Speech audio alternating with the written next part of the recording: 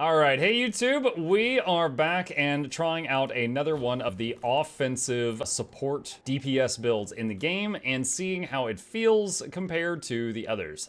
This is the Alacrity providing DPS Mechanist. Now there are many ways to play this. When I first was looking at the build on this, I wanted to see the ones that parsed at the top, and I managed to find Condition Alacrity Mechanist, and then I saw what was it? Power Alac Mechanist was in Legacy. Snowcrows has given up on Power Alac Mechanist. So I tried Condi Alac Mechanist first, but it is running 3 kits, which means you gotta use basic weapon attacks, grenade attacks, bomb kit attacks, and flamethrower attacks, so you're juggling 4 weapons. Pain in the butt, but I tried it, and then I tried swapping out flamethrower for shift signet, and it was okay. I got like 20-something K DPS. I'll put up a clip of that. And I was like, all right, let's try the other version. And I tried the other version with rifle, and it did okay.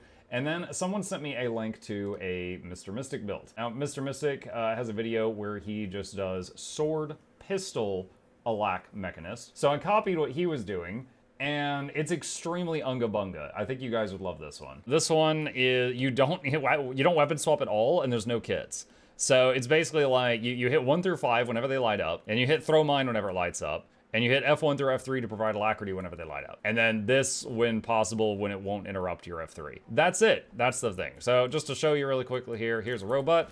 And we're just gonna rock in here, there's the alacrity buttons. And do that, and waiting on the F3 to finish, and then activate the big laser. There it goes, straight to the moon. And you can see we're currently, the number's gonna go down a little bit. You know, the power DPS always looks really impressive at the beginning, but then they fizzle out like a bottle rocket, and then they need 10 minutes to sit under a fan and have a drink of water. But it's gonna go down to mid to low 20s. But you know, a lot of strong opener at the beginning of the fight. Whereas the Condi version of this started off low and then climbed up to like low 20s by the end. In my experience, of course, I might have not been playing it well. Like, this is really easy. Like, I have not played this build before, and I'm able to carry on a conversation while doing it. It's that low brain power. But the Condi one, you know, juggling the 4 weapons, including the multiple kits, was much more challenging. Okay, so let's talk about the build. Let's talk about the build itself. It provides alacrity to your party, it provides fury to your party, and between 15 and 25 stacks of might. Mr. Mystic's video says he was getting 25 stacks of might from himself. I could not replicate that. I was able to get like 15 to 20 and it would fluctuate there. But if you've got a healer support in the group, you combined are absolutely capped on might, so that's nice. You're pitching in with that a little bit. You're providing fury, and you've got the alacrity covered, of course. Now, what about utility? Now, this build actually does have a group-wide condition cleanse, stability, and Aegis, but it's all on one button. So if you use any of those things, you're using all of those things, and stun break. Now, this button is used a lot to keep the alacrity up. For anyone not familiar with how the alacrity mechanist works, essentially what it is anytime it gives you barrier, you gain an application of alacrity. And this trait is every 3 seconds. You know, I'm gonna hit this thing on purpose for just a second, but then I'm gonna call my mech off. And every 3 seconds that we're in combat, wait, does the mech have to be in combat? Hang on a second. All right, we should see, there, all right, there we go. So that was weird, the mech wasn't in combat. All right, so those blue numbers are barrier. Now, they're not very impressive barrier numbers because we are not running healing power, but it is giving me those every 3 seconds. So that gives some applications of alacrity. Now, Barrier Burst pulses barrier for 5 pulses, so that's going to be 5 applications of alacrity after it's done. Also, that gives fury and some might. And Crisis Zone gives alacrity, just flat out gives 9 seconds of alacrity, almost 10 seconds of alacrity, along with all that other stuff. So Crisis Zone is often spammed by these builds off cooldown just to keep the alacrity up.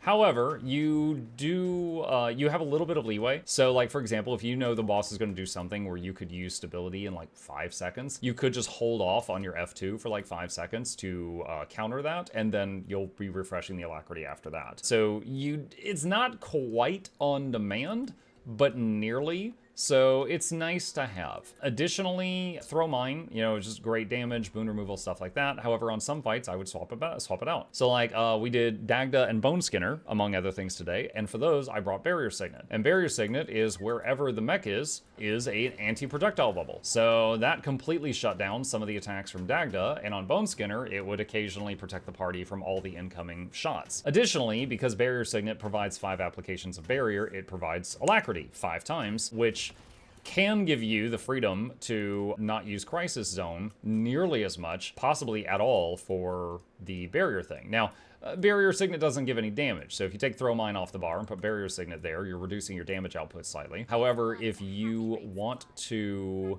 do a fight and you're in charge of doing an important Aegis or stability, I would probably bring Barrier Signet to make sure that your Alacrity is covered so that you can free up this button for other things. For most of the fights, you could just replace Barrier Signet with something else. If you were doing something you need a lot of CC, you could use Personal Battering Ram, which has 2 charges of a big CC. If you're doing something that, honestly, if you're doing like any of the standard stuff, I would say Throw Mine is a very good default because it is 200 CC, which is almost as much as a battering ram. Also, it's Boon Rip, and also it's good damage. Additionally, this was my first time playing an engineer build with offhand pistol since they reworked Glue Shot just a couple of weeks ago, I think, at the time of recording this. Glue Shot, you know, it's immobilize if it hits, and then it pulses cripple after. However, they gave it some really good power damage. So it does 2900 base on impact, so it does, you know, good damage in that regard. And so you can see that, well, the rocket keeps skewing the numbers. It's the rocket going in after, but you get the idea. The Glue Shot does damage on impact now, which it did not used to do, or it did very, very low damage. So it's actually worth mashing in the power rotation. Few thoughts on Glue Shot, though, for this build. It was really good for some fights. We did Deimos, and it was great on the Prides. I had a high damage ability that immobilized and spammed cripple on things. It was perfect for keeping the Prides away from Saul. If you don't know the Deimos fight, big ad spawns, it's a walking bomb. You need to kill it before it gets to a dude to keep him alive, and it was perfect for that. Additionally, though, a problem with it is Glue Shot had an issue that I had when I was playing Untamed builds, which is the green snot stuff. The glue covers stuff on the ground. So Deimos has another mechanic that people call oil or defile because of World of Warcraft having a similar mechanic. Basically, it's a black puddle, and if anyone stands in it, it expands and starts just like doing massive damage to the raid. So you need to not touch it. Well, the glue would cover it.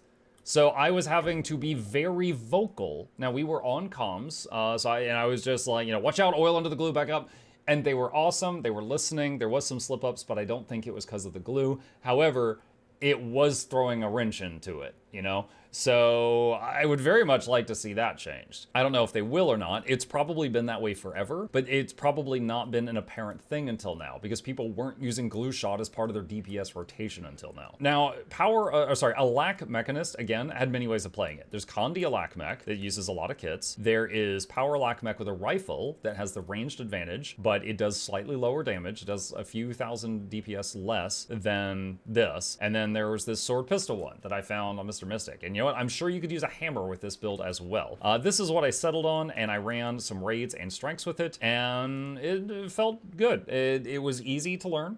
No weapon swapping, no kit swapping for this version of the thing. So it was really easy to learn. Kept up Alacrity, kept up Fury, kept up like 20 stacks of might. It has a little bit of flexibility. You know, you can swap out some of the stuff on your bar. Like they're not, you know, hard locked in. It's not like I have to run these utilities. You can change these based on the fight if you need to do some minor tweaks for anything. So, you know, but I would say this is probably the normal. A Barrier Signet was very good for some fights as well. As mentioned before, you do have stability and Aegis in the build, but you need to plan ahead a little bit if you want to use them because you need to either Barrier Signet to cover the Alacrity so that you can save this as much as you want, or you can just kind of like try to line this up and just like, okay, I'm not going to refresh Alacrity for 5 seconds to use this, and then okay, I countered the ability we needed stability for, and now we have Alacrity again.